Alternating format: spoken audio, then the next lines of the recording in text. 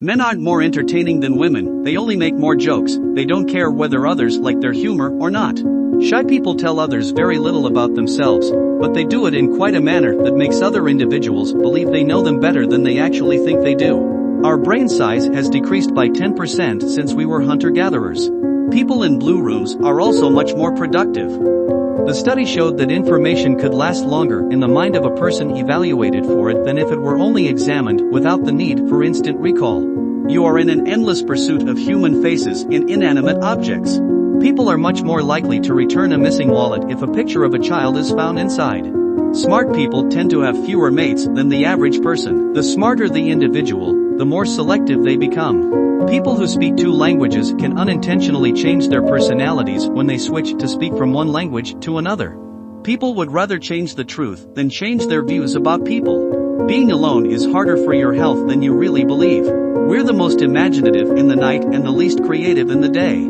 Being home alone and isolated for a long time is just as bad for your well-being as smoking 15 cigarettes a day. People are more likely to blame someone in the case when something negative happens. Studies also found that people who are in a position of influence and power are very poor in determining other people's emotions.